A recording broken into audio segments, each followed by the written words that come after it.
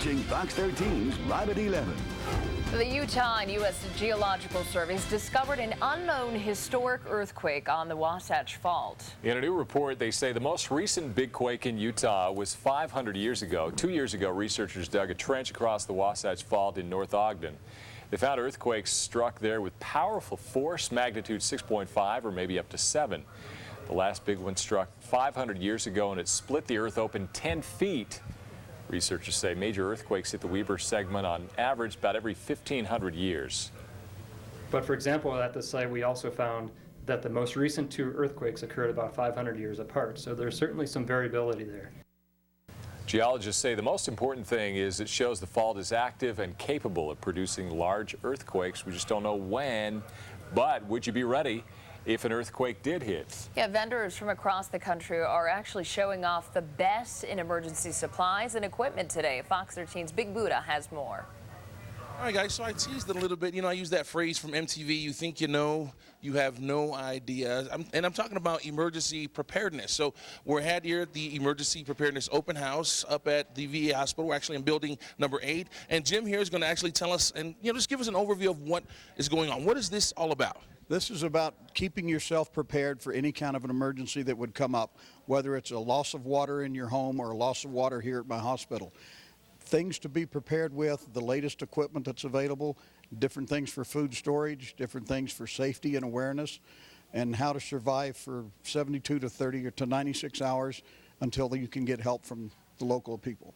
What seems to be the most basic needs that people seem to forget, even if they're putting in an emergency kit together or a 72-hour kit? What's the main thing that they keep forgetting? Food, water, and a flashlight. Very important. And batteries, probably batteries to go along with the flashlight. A lot of the rechargeables. We have the shake flashlights that automatically recharge themselves, so you don't have to worry about batteries and if they're expired or if they die. So there's different types of batteries and flashlights available. We have a wide range here on display today, from anything from solar powered to shake and bake. I like that. Jim, thank you for spending time with us. When we come back, I know you hear that phrase thrown out a lot, 72-hour kit, and you may not even know what goes into a 72-hour kit. So I'm going to show you what you need to have a 72-hour kit. Don't go anywhere. We'll be right back. We're staying right here. Are you prepared for emergencies in your home? Vendors from across the country, again, are showing off the best in emergency supplies and equipment today. What do you need in that 72-hour kit? Well, Fox 13's Big Buddha has the answer.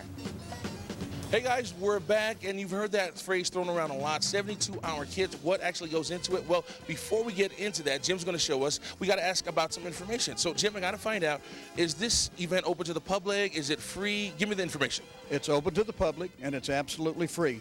We want to try to educate people into what they need for disasters and how to get themselves prepared. You're going to be possibly on your own for 72 to 96 hours. What do you need to survive for that amount of time? Now, speaking of 72-hour kit, that's what we're going to do right now. I'm going to hand the mic over to Jim, and then whatever Jim talks about that goes in the 72-hour kit, we're going to stuff it in this backpack from myfleabag.com. Myfleabag.com. All right, here you go. All right. First, you need a good backpack. You got that one. Got it. Basic needs, water. At a minimum, 3 bottles. Okay, got that. From that, we need food. My Flea Bag has a 72-hour food kit. Gives you a 3-day menu of different things to fix for each 3 days. Okay. Got food, check. From there, you need your toiletry items, your blankets, your light sticks, scissors, toothpaste, basic supplies, toothbrush, toothpaste. It's small toilet paper, by the way. Small toilet paper. Use sparingly. Use sparingly. Yes. All right. Also, you need a flashlight. Okay. So there's your shaking flashlight. No batteries required. All right. Probably one of the more important things is basic information. A copy of your driver's license, your medical records, any prescriptions that you're taking. Have an extra bag that you can put that in, because you got to keep up with your prescriptions. If you need to go somewhere and get them refilled, at least you have your bottle that shows what it is. And that's it? That's your basic kit for 72 hours. Weighs about 9 pounds. You're ready to go. That's like a newborn baby. That won't do you for 72 hours, though. Maybe a little child. Right. All right. Well, there you go. Just some ideas, just to get you ready and prepared, or at least have some knowledge. We're going to send it back to you guys in the studio. Have a great weekend. Say bye, Jim. Thanks. Well, we'll take a thank you as well.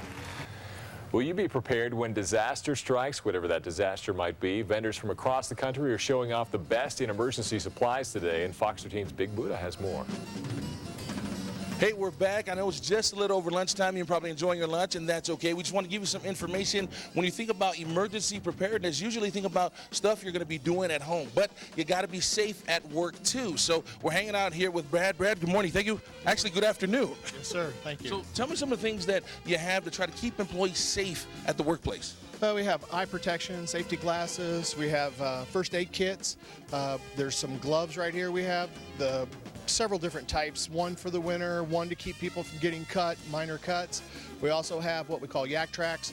They prevent people from slipping on ice, things along those lines, burn free in case someone gets a minor burn. Now, what is that called, the yak track? It's called a yak track. Now, does it go over your shoes, or is it a different kind of shoe altogether? No, it actually slides right underneath the shoe, spring loaded, and attaches right on the spring. So when you're walking in ice or walking on ice or slippery surfaces, it works very well and gives you the traction you needed to prevent injuries.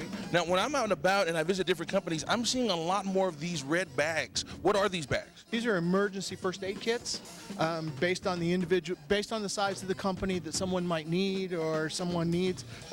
They're prepared and pre-constructed. So you have a first aid kit here for one size, or maybe a 25-person facility or a one-person facility. It just depends, individualized, what you might need. So it customizes for any size company, basically. Correct. What's a web address so we can get more information from you? SafetyWestInc.com. All right. Brad, thank you so much for spending some time with us. Have a great weekend. We're going to send it back to you guys in the studio. And I'll take it right here. You know, when you're looking around trying to find business news, we've got a great site for you here. It's at our website. Fox13now.com is the place. And here's how you find it. You go to the news banner right here and just pull the pop-down screen right there and go to business, which happens to be right there. And you find this page. All kinds of business news, overstimulation on business news, Russians scrapping over new car scheme.